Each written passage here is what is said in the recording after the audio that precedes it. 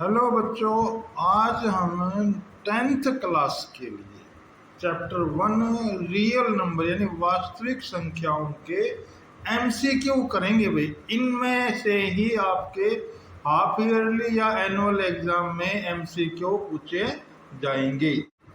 निम्नलिखित में से अपरिमेय संख्या छापनी है। ऐसी संख्या जिसके गुणनखंड नहीं बनते हो। देखो, 9 के बन गए 3 गुणा 3, तो ये संख्या बन गई परिमेय। 25 के बन गए 5 गुणा 5, ये भी परिमेय संख्या होगी। 36 के बन गए 6 गुणा 6। 14 के नहीं बनते, तो इसका बी भाग आंसर हो जाएगा।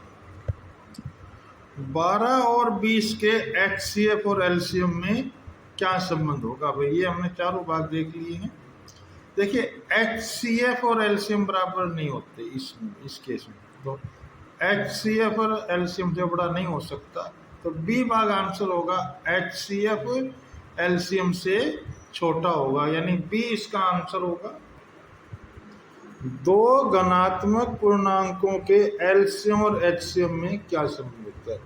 देखो भाई, एचसीएफ बड़ा एलसीएम से नहीं हो सकता। एचसीएफ बराबर एलसीएम, ये बात हो सकती है जब दोनों एक ही अंक हो। तीसरा है एलसीएम ग्रेटर देन एचसीएफ, यानी एलसीएम हमेशा एचसीएफ से बड़ा होता है, तो यानी बी और सी दोनों भाग इसके आंसर होंगे। यदि 56 और 98 का एचसीएफ 14 है तो उसका एलसीएम ज्ञात कीजिए, ये आंसर होंगे।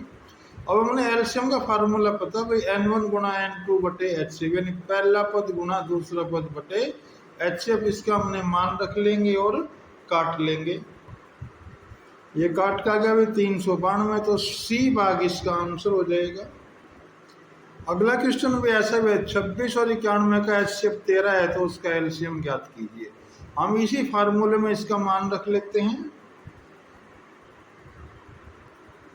ये हमने काट लिया, आंसर आ गया 182, तो बी भाग आंसर होगा।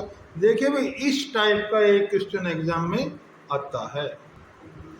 एक और टाइप है वर्गमूल 5, इन्हें बतानी है क्या संख्या है। ये भी परिमेय संख्या नहीं हो सकती, पूर्ण संख्या भी नहीं है, प्राकृतिक संख्या नहीं, इसलिए क्या बनी? अपरिमेय संख्या। 2 पूर्णांक 336 और 54 का एचसीएफ ज्ञात करेंगे। देखिए, हम गुणनखंड विधि से करेंगे।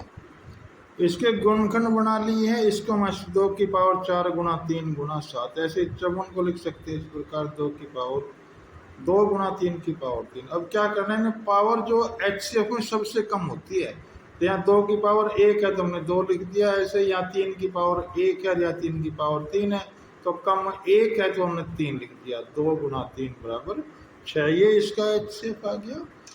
कहने का मतलब है कि एचसीएफ में हमेशा घात छोटी लेनी है।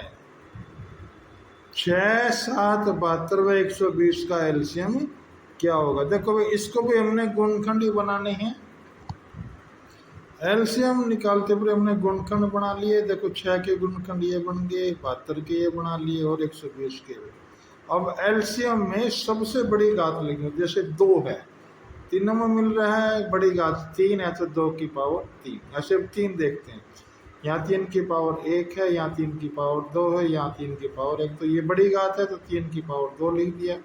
5 इनमें नहीं मिल रहा है तो हमने 5 को लिख दिया, 5 की पावर 1। अब इनकी गुणा कर देंगे, ये आ जाएगी 360, ये आंसर हो जाएगा। कई बार इस तरह के क्वेश्चन भी पूछे जाते हैं। 140 के गुणनखंड बना लेंगे, उनको फिर लिख देंगे। ऐसे 156 के अभाज्य गुणनखंड बना लेंगे और फिर हम उनको आंसर के रूप में लिख देंगे।